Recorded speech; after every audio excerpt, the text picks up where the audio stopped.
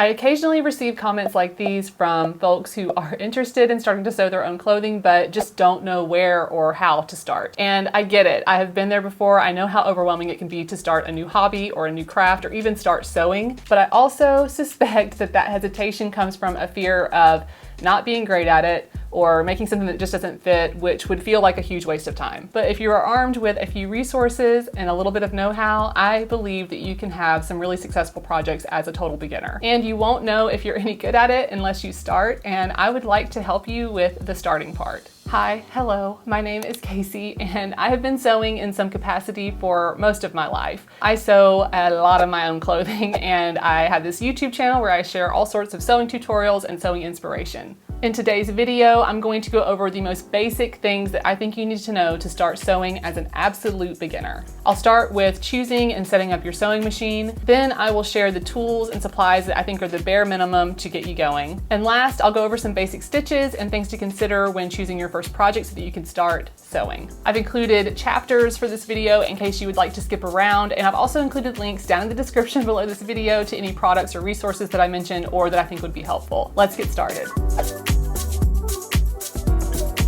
So first up, let's talk about how to choose a sewing machine. There are a lot of sewing machines on the market, and I would say that most are probably pretty good and gonna get you where you need to go with garment sewing. One machine that I have seen a lot is the Singer heavy duty sewing machine. And I've mentioned this machine in previous videos and had feedback in the comments that people really love this machine and think it is a great machine for beginners. And I think for garment sewing, a machine like this is gonna be perfect. So another option is to find either a secondhand machine or get a machine handed down to you from a friend or relative.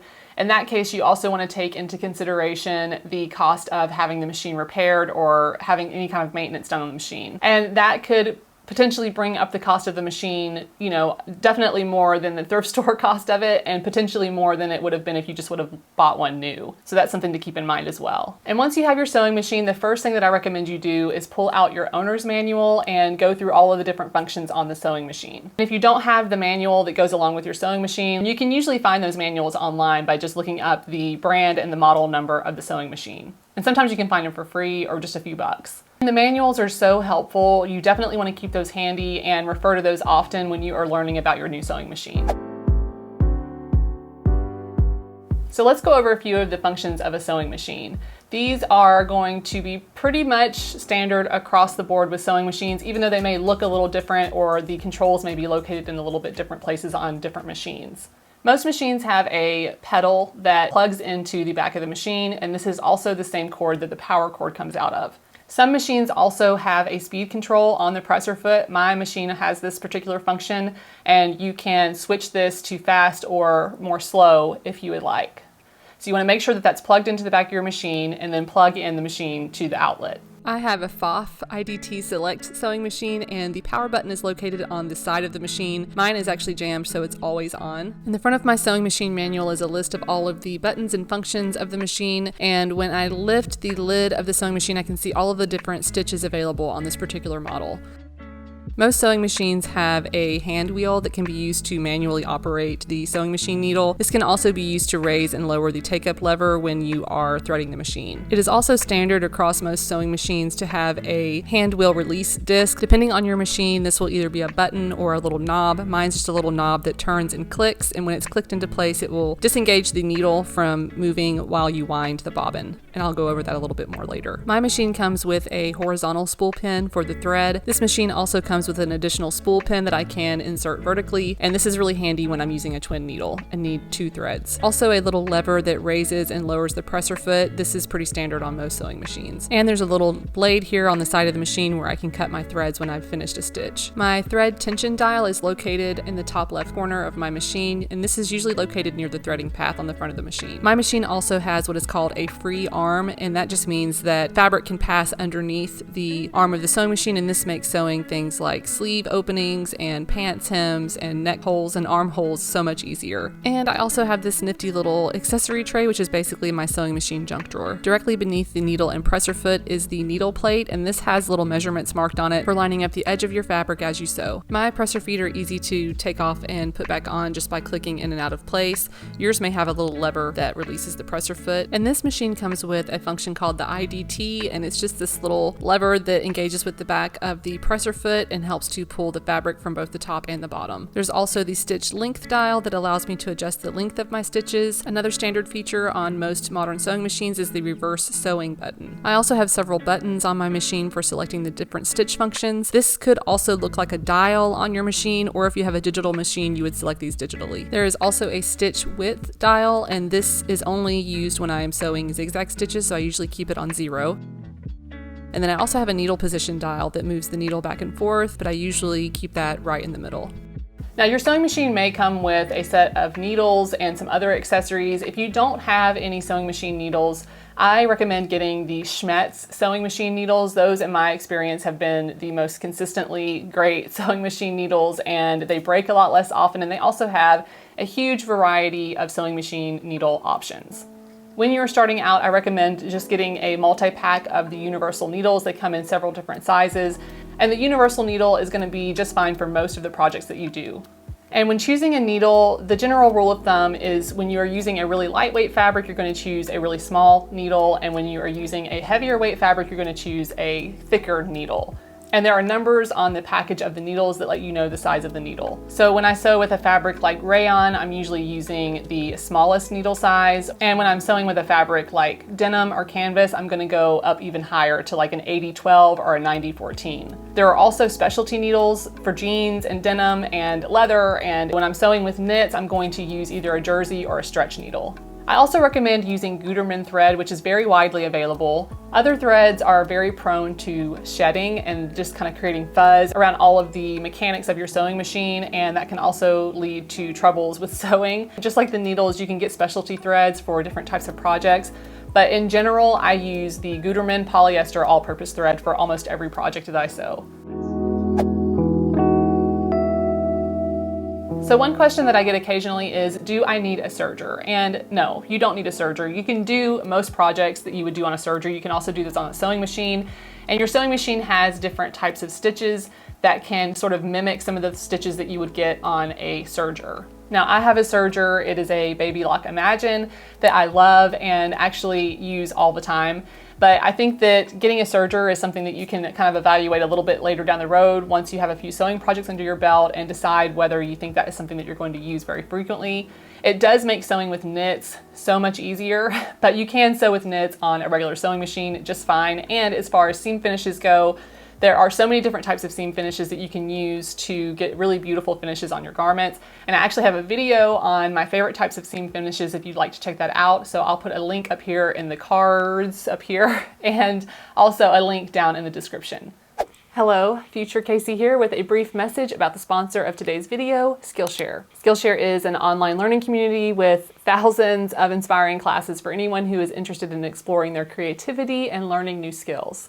I've been using Skillshare for years. I love the platform. You've heard me talk about it here before. I even have a few classes of my own on the platform where I share things that I've learned over the years about running a creative business and pattern making. I also wanted to share a class with you that I think would be really helpful for a lot of you. I get a lot of questions about fabric sourcing, how to find fabrics for your garment sewing projects, how to choose the correct fabric for your projects. And a class that I discovered a couple of years ago that was very helpful for me in that area was The Beginner's Guide to Fashion Fabrics, Wovens, taught by Caroline Somos, the founder of Blackbird Fabrics. Blackbird Fabrics is actually one of my favorite places to buy fabrics, and I really trust their expertise in this area. In this class, Caroline goes over the fundamentals of weave types and fiber content, and also offers some tips on how to select fabrics for your projects and how to work with different types of fabrics. And the class is only 18 minutes long, so it is a great crash course for beginners to learn a little bit more about different types of fabrics for garment sewing.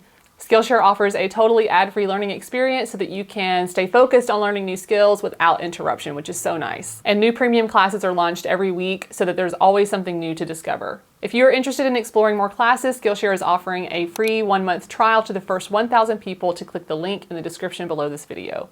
Okay, let's get back to the video. Before threading the sewing machine, I just want to wind the bobbin. Now, your accessories kit may have come with a few bobbins. I actually purchased a large pack of extra bobbins. They're just nice to have on hand because they are so small. The thread on the bobbin usually runs out really quickly, so it's nice to have extras as backup. I'll start by placing my thread onto the spool pin and placing the cap onto the spool pin as well to keep the thread in place. Then I'm just going to wrap the thread around 2 guides at the end of the trough here, and then there's another guide at the other end near the thread. This is just going to help guide the thread onto the bobbin and also provide a little extra tension. And I like to trim the end of my thread to make it easier to thread into the bobbin case. I'll insert the thread from the side of the bobbin case up through the top through a little hole in the bobbin case. Then I will place the bobbin case on the bobbin thread pin, push the pin to the right, and pull a little extra thread out just to hold on to. I've also turned the release disc on the hand wheel to engage the bobbin threading function. Once I get it wound a little bit, I'm going to cut off that excess thread and then continue winding the bobbin by pressing the pedal on the floor. And you can see here how the thread moves through those guides and it has a little bit of extra tension so that the thread winds nice and tightly onto the bobbin. There's also a little lever next to the bobbin that will stop the thread once it gets full.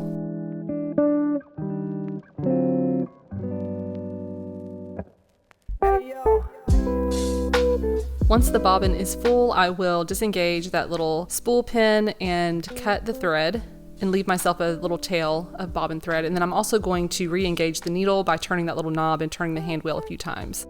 I have a front loading bobbin case. Some machines have a top loading bobbin case that's underneath the presser foot and the needle. So I want to make sure that my thread is on the right side when facing me. And then I'm going to press this into the bobbin case and pull the thread through the little channel here and around this little tiny hook at the side of the bobbin case. I'll give the thread a little tug just to make sure that the bobbin can turn freely inside of the bobbin case. Then I'm going to pull the little lever open on the outside of the bobbin case and use that to help me place the bobbin case into the bobbin housing. When I hear it click into place, I know that it is properly inserted. Now I'm ready to thread the machine. On this machine, the thread first goes through 2 guides on the top of the machine and then down through the left side of the threading slot and back up through the right side. Then I will use the hand wheel to bring up that take up lever so that I can thread through that. Then I will come back down to the front of the machine, bring the thread through the thread guides and then thread it through the needle. And I want to make sure that I don't get the thread twisted around the needle. I will pull the thread toward the back of the machine and hold it gently while I engage the hand wheel, which will bring the needle down and pull up the bobbin thread automatically. And I can just use a pair of scissors or my fingers to pull out the bobbin thread, and that completes the threading process and we are ready to start sewing. Now let's go over some of the basic tools and supplies that I think you need to get started, and I'll put a link in the description to all of these. First, you'll need a good pair of fabric scissors and also a pair of thread snips. I use these thread snips all the time to cut all the little threads off of my projects, and I typically use a rotary cutter to cut most of my pattern pieces out. I find that this is just a lot quicker and cleaner. I also have a set of replacement rotary blades for when my blades get dull, and if you have a rotary cutter, then you're going to need a cutting mat. I found this large white cutting mat at Joann Fabrics a while ago, and it perfectly fits on top of this thrifted dining table that I have. I also have a smaller cutting mat that I use when I want to be a little bit more portable, and this comes in very handy if I don't feel like working at my sewing table. You'll also need a seam ripper, and this is absolutely a necessity because there's always going to come a time when you need to rip out some seams. And you'll want to have a set of straight pins. I really like the straight pins with the large ball heads on the end. It just makes them easier to pick up and easier to see when I have them pinned in my fabric. And I've already talked about sewing machine needles, but I keep a nice stock of sewing machine needles so that I never run out in the middle of a project.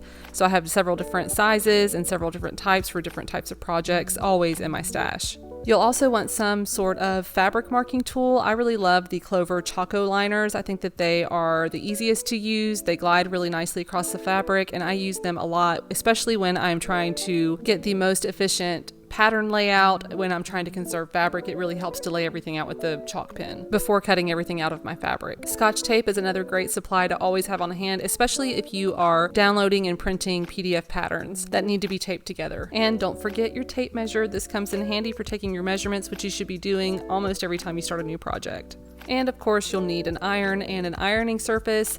My ironing board has just become a place for me to pile a bunch of junk, but I did invest in this really nifty little folding ironing pad that I use all the time, and I found this one at Hobby Lobby and I love it. So now that we've got our sewing machine all set up, let's go over some basic stitches. Most modern sewing machines have a stitch length dial and a stitch width dial. So for most of my stitches, I'm going to be doing a straight stitch, and I will keep the stitch width on 0 because you only need to adjust the stitch width if you're doing a zigzag stitch. You may also have a needle position dial that lets you adjust the needle to the left or the right of center. I usually keep mine right in the center because I'm usually sewing a straight stitch. Occasionally, if I'm sewing a zipper, I will move the needle to one side or the other just so that I can get closer to the zipper teeth. But in general, you want to just keep that right in the middle on a straight stitch, and I keep my stitch length at about 2.5 to 3 millimeters for most projects. For projects where you're using a really lightweight fabric, a shorter stitch length is ideal, and then for projects where you're using a heavy fabric like a denim or a canvas, a little bit longer stitch length, around 3 millimeters, is ideal.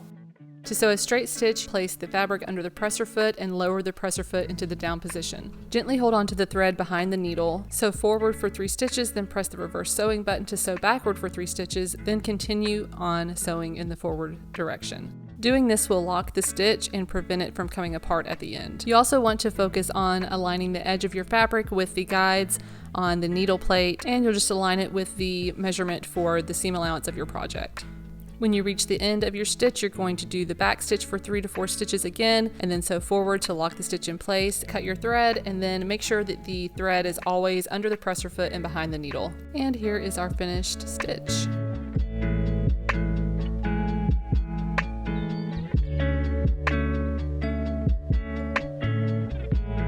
And if you are sewing basting stitches, which are just temporary stitches that hold pieces of fabric together while you are constructing the garment, you're going to want to use probably the longest stitch length on your sewing machine. Mine has a 6 millimeter maximum stitch length. And since a basting stitch is a temporary stitch, the longer stitch length allows you to easily pull out the threads once you have the garment permanently constructed. Basting stitches are also often used for gathering fabric as well. And because the basting stitches will likely be removed, you do not need to backstitch at the beginning and the end of the stitch to lock it in place. When sewing around a corner, you want to make sure that your needle is in the down position. When you reach the corner, then you'll lift the presser foot, rotate the fabric under the needle, and then lower the presser foot and continue sewing. This will ensure that there are no skip stitches at the corner. Now I'll show you an example of sewing around a corner without leaving the needle in the down position at the corner. So when you pick up your presser foot, it's really hard to align the fabric perfectly at the corner, and then when you continue sewing, you may have a skip stitch. So here is the nicer corner where the needle was down, and then here is the corner where I did not have the needle in the down position when I pivoted at the corner. And you can see that that stitch kind of skipped, and it's a little bit longer stitch at the corner. When sewing along a curved edge, I am making sure to keep the edge of the fabric aligned with the markings on the needle plate, and I'm using my hand kind of flat on the surface of the fabric and picking up the presser foot occasionally to rotate that fabric gently under the needle. And every time that I pick up the presser foot, I make sure that the needle is in the down position the same way that I did for sewing around a corner, because I don't want my stitch to be skipped, and I want to make sure that I keep everything in line. Whenever I'm sewing around the curves, I just take my time and don't rush it and treat the fabric very gently.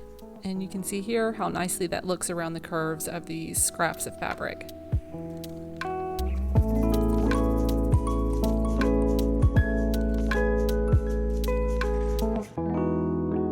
To sew a zigzag stitch, I will press the zigzag stitch button, and then I'm going to set my stitch length to about 2.5 millimeters and my stitch width also to 2.5 millimeters. And feel free to play around with those settings. It can be any length and width that you like. And just like with a straight stitch, you're going to sew forward and backward and then forward again to lock the stitch at the beginning and the end.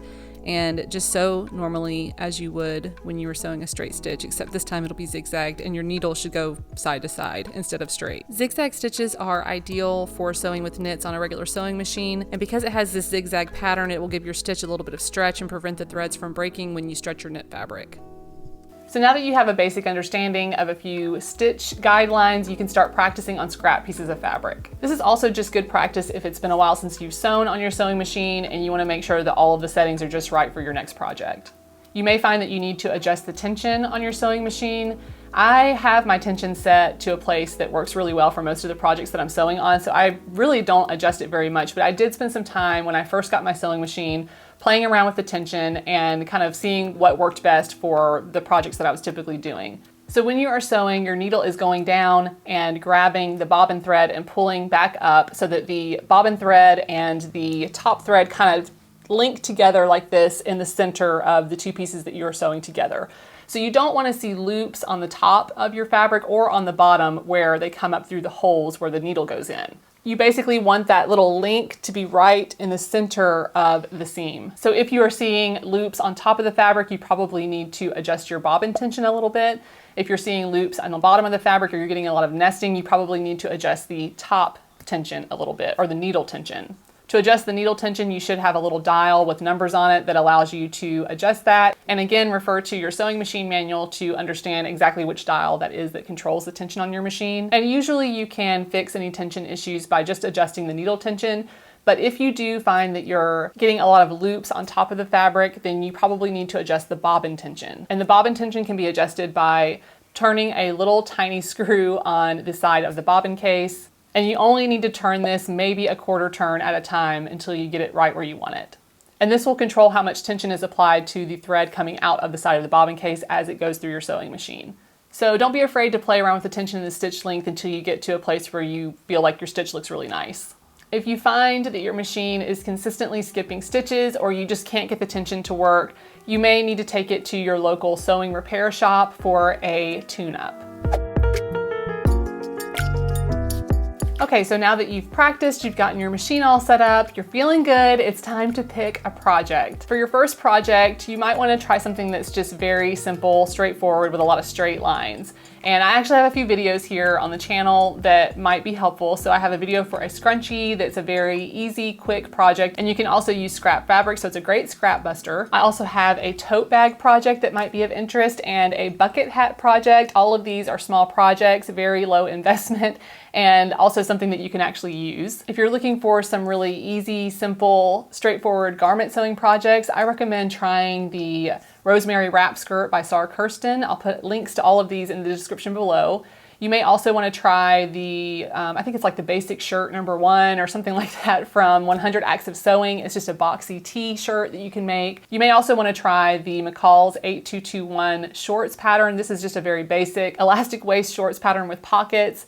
I have lengthened it into pants. I've made this pattern several times over and love it. I think it's a great beginner project and it actually looks quite nice. I also have a couple of beginner-friendly patterns in my own pattern library. I have the Fern Top. That was the first pattern that I ever released, and it's a very simple boxy tee pattern. It's divided into several pieces so that it's a great scrap buster if you have some scraps laying around that you want to experiment with, so I definitely recommend that. I also recommend my Hannah Tank and Dress pattern. That pattern comes with several different options for sewing a tank or a dress. One version is just a very basic, simple tank that's cropped.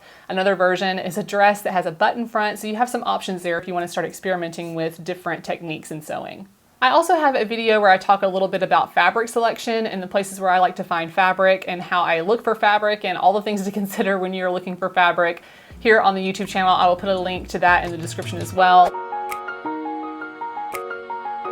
So once you have your sewing machine and you're just a sewing fool and you're making all kinds of fun sewing projects, you also want to make sure that you are performing regular maintenance and cleanings on your sewing machine. Like I mentioned before, it's a good idea to take it into a sewing repair shop for regular tune-ups. I try to do this once a year. I don't always get in once a year to do this, but I also try to regularly clean my sewing machine and oil it just so that it keeps running very smoothly. I use an air can, so the kind of air can that you would get to clean electronics. I just use that to get in there and clean all the little crevices around the bobbin case. Occasionally, I'll also take off the plate that goes under the presser foot because dust and debris can kind of get trapped under there and make that not work quite right. So it's a good idea to do this about once a week. I have to be honest, I'm not the best about staying on top of this. I usually do it when I notice things are just not moving quite right. But it is a good idea to do this about once a week or even before each project when you start a new project. Sometimes I'll get my little brush that comes in my kit that came with the sewing machine and kind of brush out some of the crevices and make sure that everything's nice and clean in there, because that dust can really gum up your machine and it can make things start to not run quite right. So you definitely want to keep that clean, and it'll kind of help you avoid unexpected maintenance visits. You also want to occasionally oil your sewing machine, and you don't need to do a lot. You just need like a drop or two of oil on the bobbin case, and that's how it is for my sewing machine. Again, refer to your owner's manual to know for sure exactly where they want you to oil the machine, but you don't have to do much, and you definitely only want to use sewing machine oil. So there's a specific oil that is sold for oiling sewing machines. You don't want to use like WD-40 or any kind of oil like that, because those oils I think are not as clean as the sewing machine oil. So use the sewing machine oil, just put a couple of drops right on the bobbin case or wherever your sewing machine manual tells you to put it. Then I'll just turn the hand wheel a few times and kind of run the sewing machine to make sure that that oil gets incorporated around the parts of the sewing machine. I also try to change my sewing machine needles pretty regularly. A general rule of thumb that I've heard is that you want to change your sewing machines after every 4 hours of sewing. I kind of loosely follow this, but it is a really good idea to change them pretty frequently because the tips of your needles can get pretty dull, and that can affect how your machine sews. It can also cause skipped stitches if you find that you're getting some skipped stitches after things have been going really well for a while. And all of a sudden you're getting skipped stitches, you probably just need to change your sewing machine needle and use the appropriate needle for the type of project that you're sewing. So if I just finished a project where I was sewing with a really lightweight fabric like a rayon or a cotton lawn, and I'm switching to a project where I'm making a pair of jeans, for example, then I'm gonna wanna definitely change my needle for this next project. So I just wanna leave you with a little bit of encouragement if you are still feeling a little bit anxious or hesitant about starting your sewing practice. The vast majority of people that I get comments from here on the channel are very enthusiastic and excited about starting a sewing practice or continuing their sewing practice or learning new things about sewing. Occasionally I get people who seem to be kind of talking themselves out of it before they've even tried, and you know, I can't help you with that. You're gonna have to actually put yourself out there and take a risk and try. I believe very, very strongly that experimentation and failure are crucial parts of the creative process. And don't let the fear of failure or not being good at it stop you from trying. And if you've tried already and you've been frustrated by the process, don't give up. If this is something that you really wanna learn how to do, don't give up. Just keep practicing and keep trying. Okay, I think that is all I have for you today.